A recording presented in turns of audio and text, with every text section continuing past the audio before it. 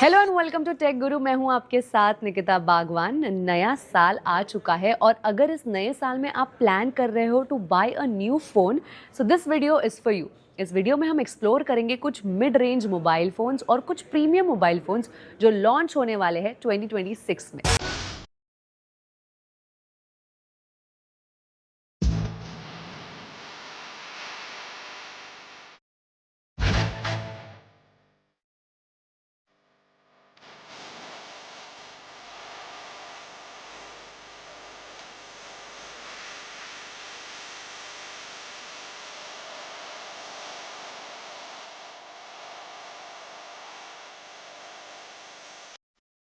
तो सबसे पहले हम बात करेंगे iQOO11 Neo की। So basically this phone is design for people who want speed, endurance और एक पॉलिश लुक, लेकिन ज्यादा खर्च के बिना।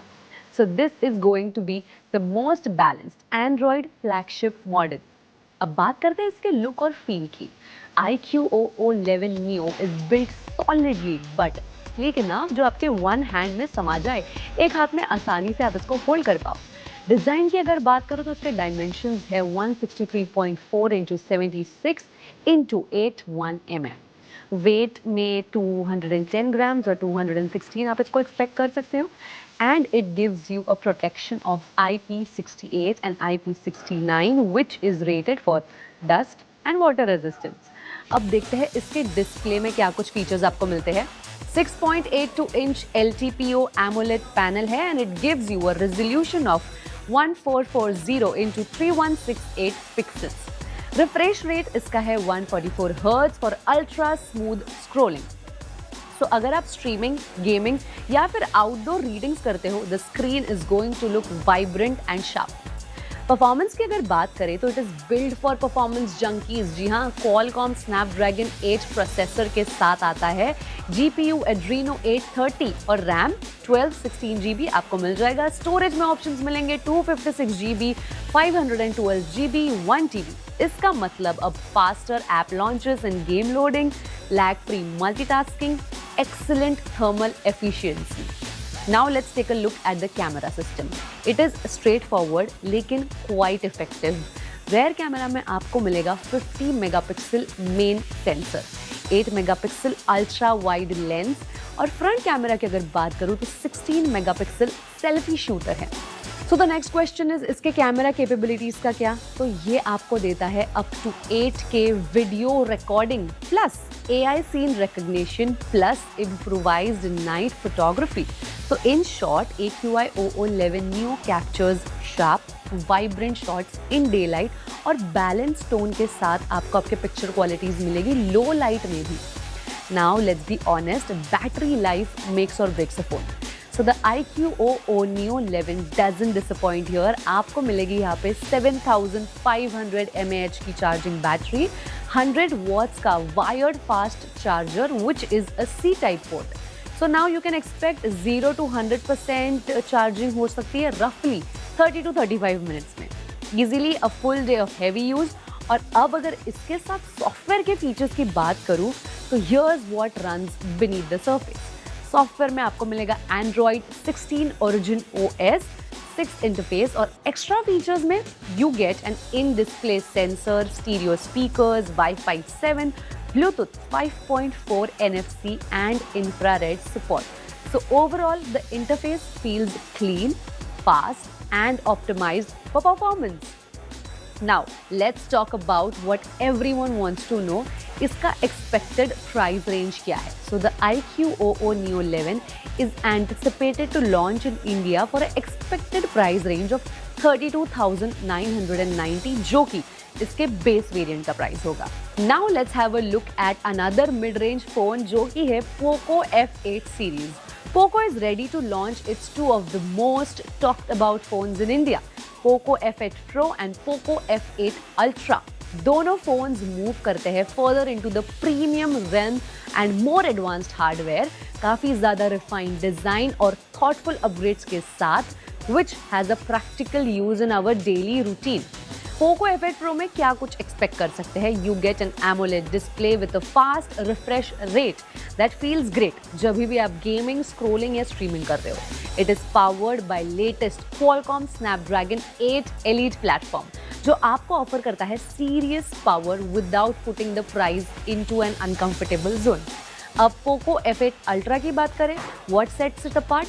Poco F8 Ultra takes everything a step further। तो ये जो मॉडल है ये बना है उन यूजर्स के लिए जो माइंड नहीं करते थोड़ा ज्यादा स्पेंड करना for a better camera and faster processing. इसका हेडलाइन फीचर है इसका 5x periscope telephoto camera which gives the Ultra an edge in zoom photography that is rare इस सेगमेंट में। यही नहीं, but the package is expected to top off with more innovative AI features। अब dive in करते हैं इसके design और display में। दोनों ही फोन्स का हाई एंड डिजाइन लैंग्वेज है, दोनों ग्लास बैक्ड है और मॉडर्न नीट एजेस के साथ आते हैं। पोको F8 Pro का डिस्प्ले साइज है 6.59 इंचेस और पोको F8 Ultra का डिस्प्ले है 6.9 इंचेस। स्लिम बेजल्स के साथ जो स्मूथ लगते हैं बिना ज्यादा फ्लैशी हुए। ये डिवाइसेस यूज करने में इजी है क्योंकि इनके कर्व्ड एजेस और कंफर्टेबल साइज की वजह से होल्ड करना और इन्हें ऑपरेट करना काफी ज्यादा आसान हो जाता है। So now what about it's performance and specifications, बताते हैं।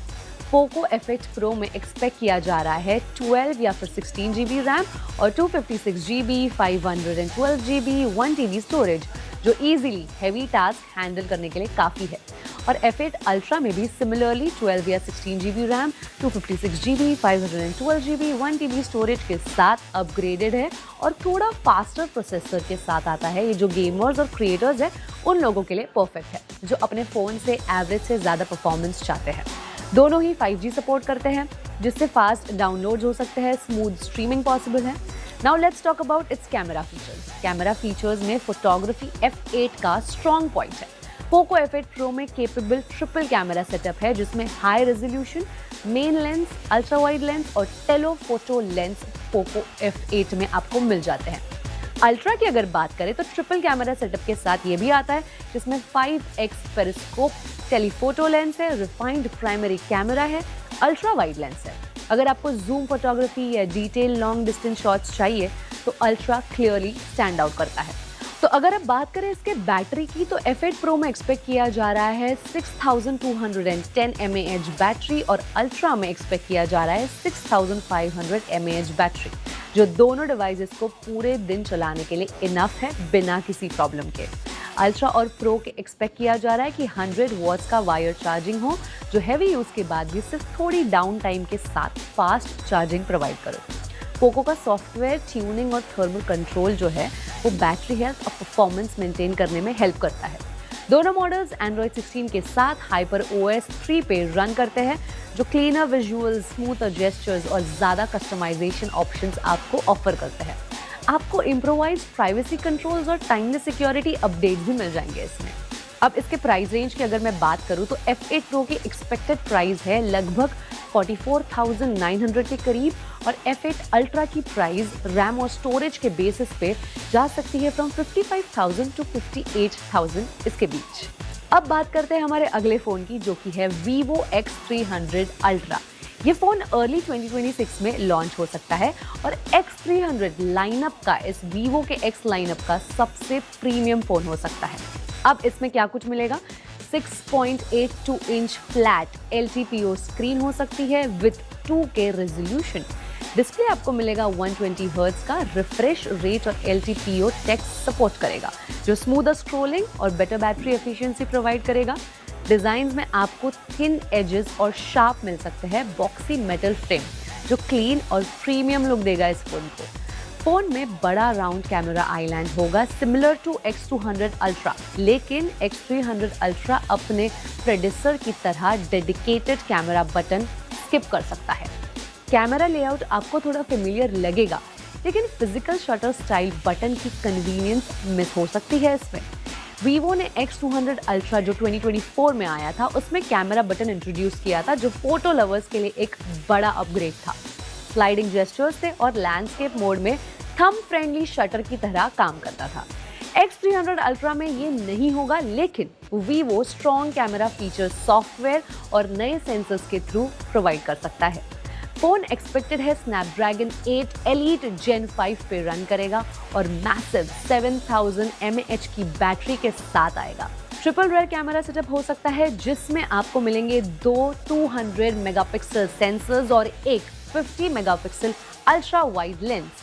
अगर ये सच हुआ तो X300 Ultra नेक्स्ट ईयर के बेस्ट कैमरा फोन लिस्ट में एक स्ट्रॉन्ग कंटेंडर बन सकता है। इसके प्राइस रेंज की अगर हम बात करें तो ये फोन मिड रेंज में आपको लगभग थोड़ा सा कॉस्टली पड़ सकता है, अराउंड 79 to 80,000। अब बात करते हैं 2026 में लॉन्च होने वाले प्रीमियम फोन्स की। तो सबसे पहले बात करेंगे Samsung Galaxy S26 Ultra। ये अपने प्रोड्यूसर की कंपैरिजन में नए और थिनर फेसेस के साथ आ सकता है और इसके कैमरा डिपार्टमेंट में भी काफी इम्प्रोवाइजेशंस होने के एक्सपेक्टेशंस है, जैसे कि रिड्यूस्ड ग्लेयर, नए कोटिंग के साथ इम्प्रोवाइज्ड लेंस मिल सकते हैं। अगर ये सच है तो Galaxy S26 Ultra direct sunlight या लाइट सोर्स डायरेक्टली कैमरा की तरफ होने पर बेटर इमेजेस कैप्चर कर पाएगा, जो कि ये पहले नहीं कर पाता था। सैमसंग ने रिपोर्टेडली एक इशू भी सॉल्व कर लिया है जो प्रीवियस Galaxy S सीरीज के कैमरास को अफेक्ट करता था, जहां सब्जेक्ट का स्किन एक्यूरेटली रिप्रोड्यूस नहीं होता था फोटोज में।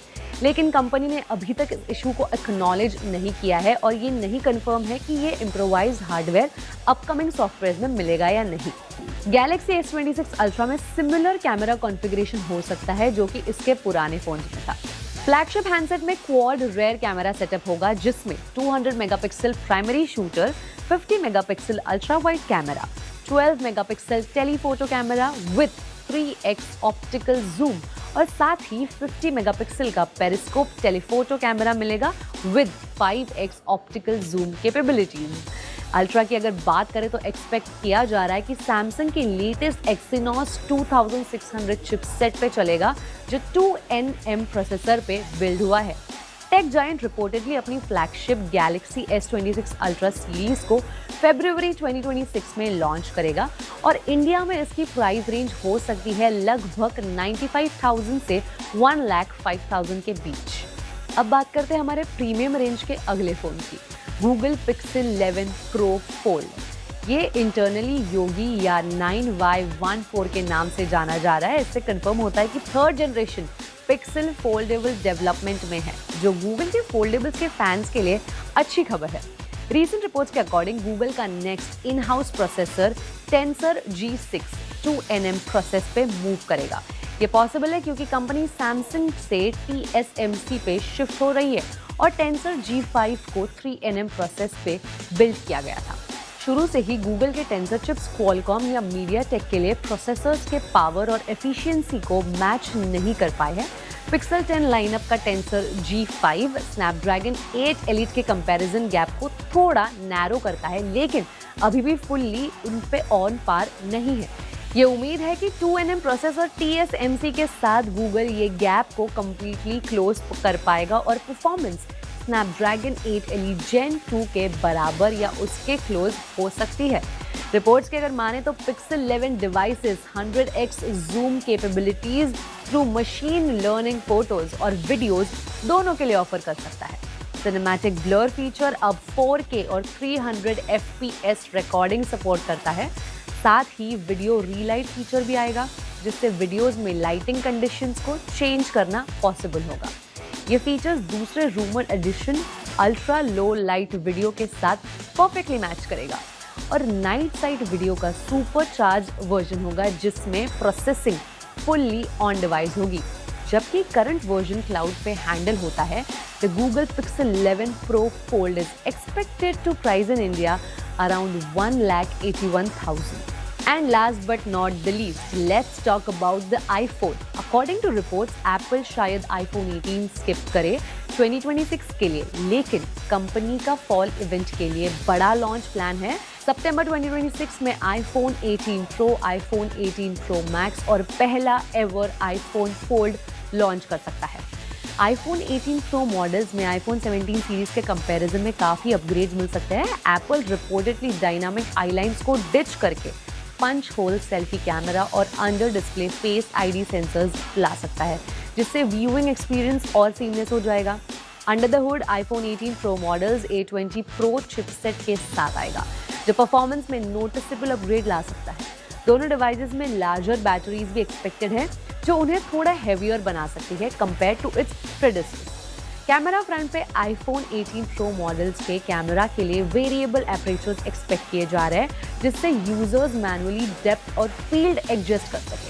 iPhone फोल्ड की अगर बात करें तो Apple reportedly finally foldable smartphone market में एंटर कर रहा है विद iPhone फोल्ड। रूमर्स के हिसाब से डिवाइस का वाइड फॉर्म फैक्टर होगा similar to original Pixel phone. Foldable iPhone 5.25 inch cover display और 7.6 इंच इनर डिस्प्ले के साथ आएगा। दोनों एमोलेड पैनल्स होंगे। iPhone फोल्ड में टोटल 4 कैमरास हो सकते हैं, जिसमें हर डिस्प्ले के लिए 2 सेल्फी शूटर्स इंक्लूडेड है। डिवाइस एक्सपेक्टेड है कि वो A20 Pro चिपसेट के साथ आएगा। हालांकि इसके प्राइस रेंज पर अभी तक कोई भी अपडेट नहीं है। अब ये देखना इंटरेस्टिंग होगा कि एप्पल 2026 में क्या लॉन्च करने वाला है।